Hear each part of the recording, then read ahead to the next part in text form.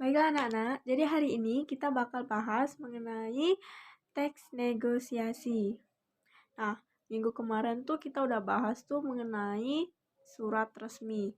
Sekarang siapa anak-anak ibu yang bisa menjelaskan secara garis besar struktur surat resmi yang minggu kemarin telah kita bahas? Oke, silakan angkat tangan.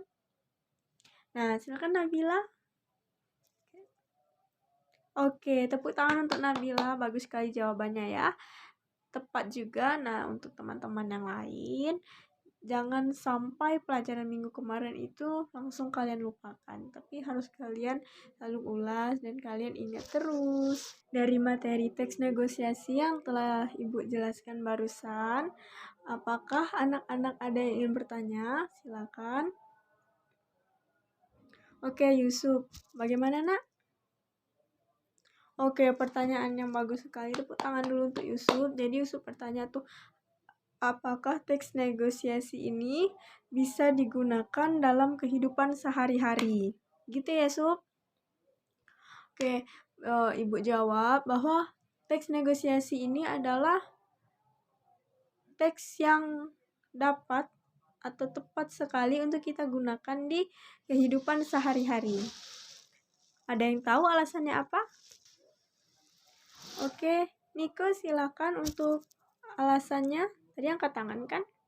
Oke, apa alasannya teks negosiasi itu bisa digunakan di kehidupan sehari-hari?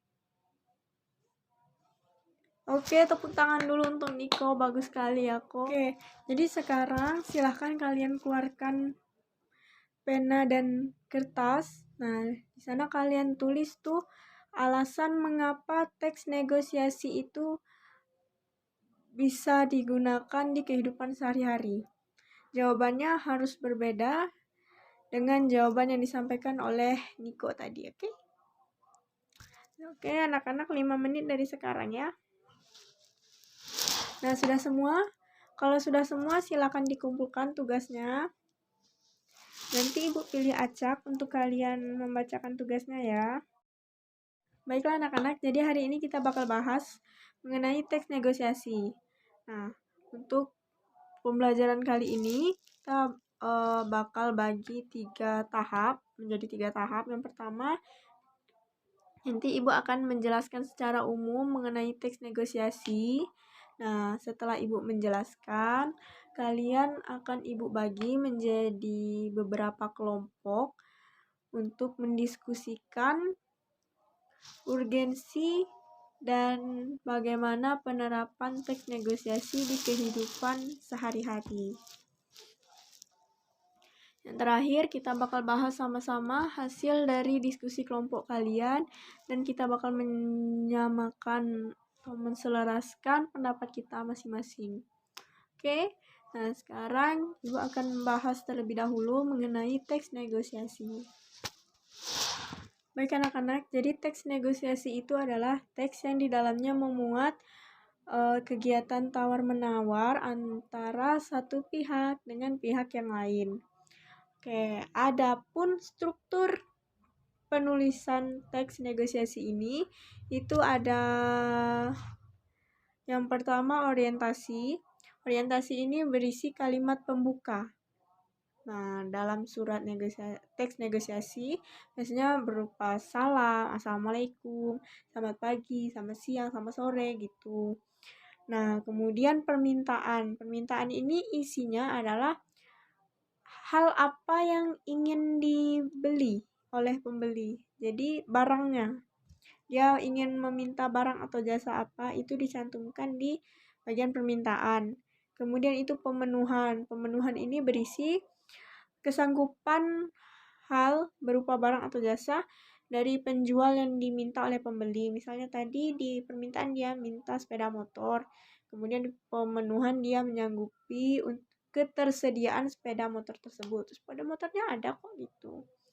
Kemudian penawaran. Nah, ini adalah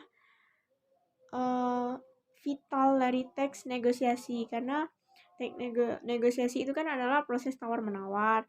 Nah, jadi di sini adalah kegiatan tawar-menawar antara penjual dan pembeli itu dicantumkan di bagian struktur yang ini. Kemudian persetujuan. Nah, di persetujuan itu adalah hasil mufakat dari kegiatan sebelumnya, kegiatan tawar-menawar tersebut. Kemudian itu pembelian, itu keputusan pembeli atau konsumen jadi atau tidak membeli barang tersebut atau menyetujui atau tidak hasil kesepakatan mereka sebelumnya. Yang terakhir itu adalah penutup. Penutup itu berisi kalimat penutup, biasanya ucapan salam kembali dan terima kasih karena sudah melakukan kegiatan tawar-menawar tersebut.